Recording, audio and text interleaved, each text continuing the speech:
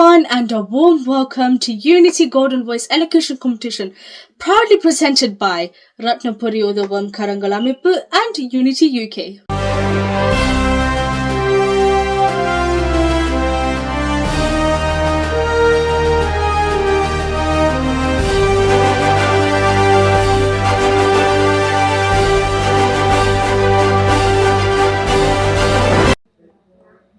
Good evening, everyone.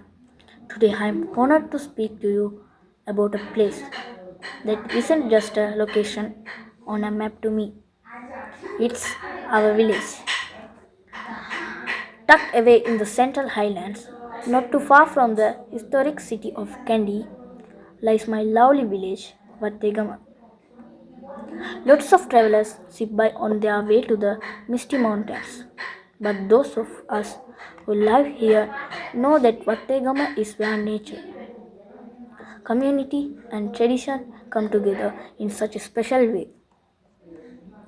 What really sets Vattegama apart is its gorgeous landscape. We're surrounded by rolling hills and lush tea plantations, which keep the air nice and fresh. Plus, we are right at the doorstep of the Knuckles Mountain Range, a UNESCO World Heritage Site. Waking up in Vattegama is something else. The sound of birds chirping and trees rustling is like nature's alarm clock. Whether it's the stunning sights along the Huluganga or the peaceful vibe of our spice gardens, there's a real sense of calm here that you just can't catch in the hustle and bustle of the city life. Now, a village isn't just about the pretty views, it's all about the people in Vategama. We are like one big family. We have our local Sunday market, the Pola, where everyone comes together to catch up the grab some fresh produce. And don't forget our lively festivals at the local temples and kovils. There's a real feeling of connection here.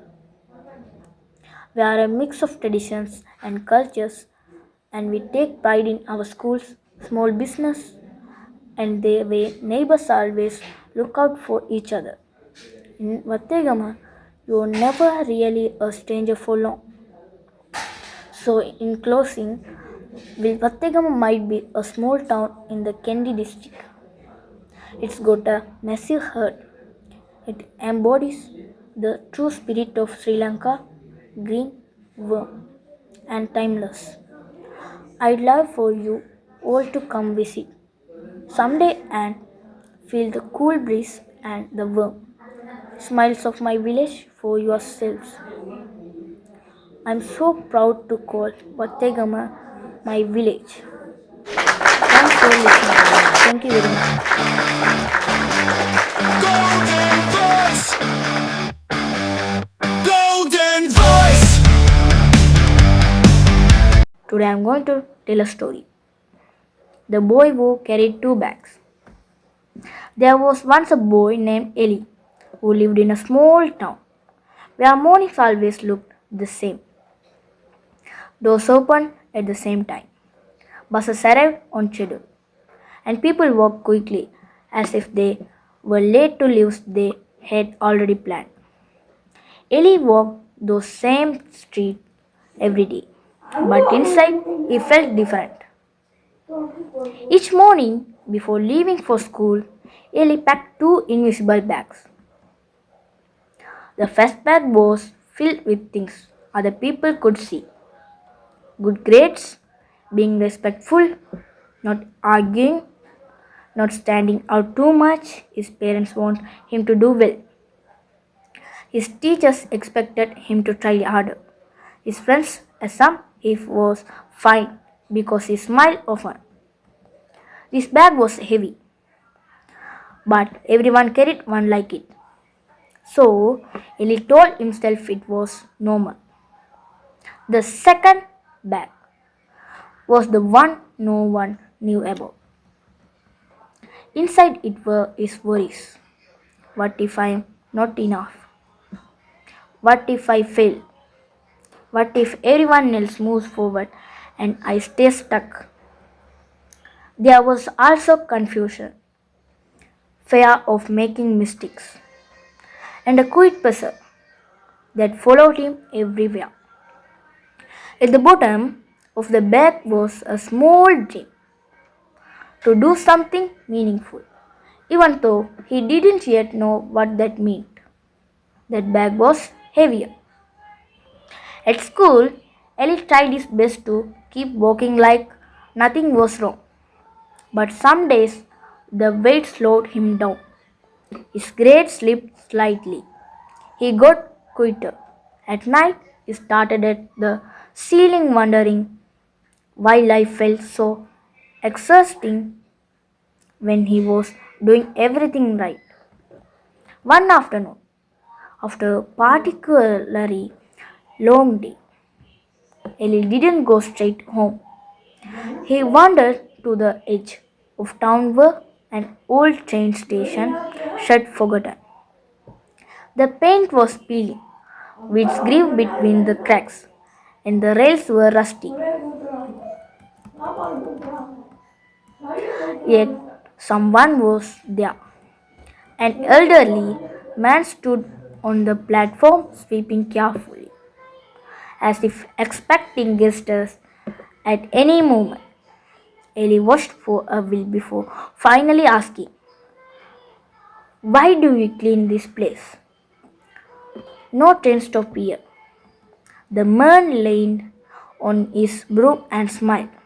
"Not yet," he said, "but one day someone will need it." Something about that answer made Ellie sit down. Without planning to, he began talking. At first, it was small things: school stress, homework, expectations. Then the word came faster. He talked about feeling behind, about pretending to understand things he didn't, about carrying pressure he couldn't explain. The man listened. He didn't trust, didn't interrupt. When Ellie finally stopped, the man asked, "How many bags are you carrying?" Ellie hesitated. "Two." The man nodded. "Most people carry more than they admit, but carrying everything alone makes even strong people try and tired." Ellie asked quickly, "So what should I do?" "Drop one." The man shook his head. "No, you don't drop them. You open them." Ellie didn't fully understand, but he kept coming back. Each visit, the man gave him simple advice, never long speeches. Talk to one person you trust. Rest is part of progress, not a reward for perfection. You don't have to know your future to take your next step. At first, Ellie doubted it would help, but he tried. He told a friend when he felt overwhelmed and discovered his friend felt the same way. He asked the teacher for help instead of pretending and learned that asking questions wasn't weakness. He allowed himself to fail at something new without deciding that failure defined him. Slowly, the second bag became lighter. Okay? One day, Ellie realized something else had changed. The first bag, that one filled with expectations, was still there, but it didn't feel the same thing. Some things inside it weren't really is. So he began sorting. He kept responsibility, he kept effort, he kept kindness. But he let go of unrealistic pressure, constant comparison, and the belief that is worth depended and approval, not all at once, piece by piece. Years passed. Ellie grew older. The town didn't change much, but he did one morning.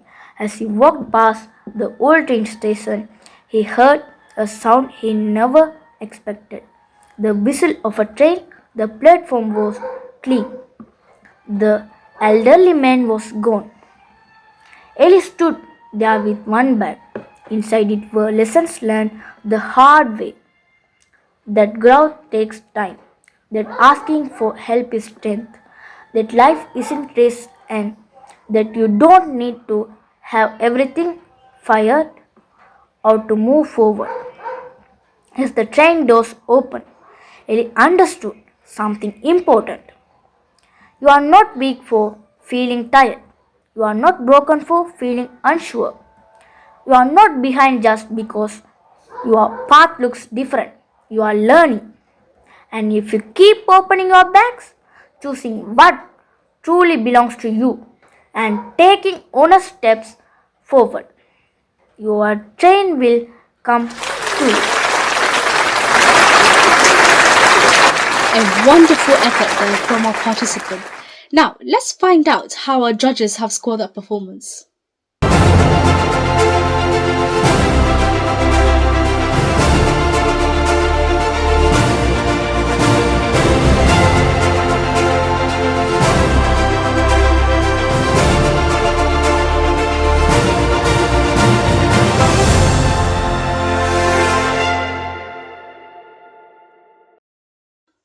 Thank you for watching this episode. Stay tuned for more inspiring performances from the Unity Golden Voice stage. Until then, this is your Moksha signing off.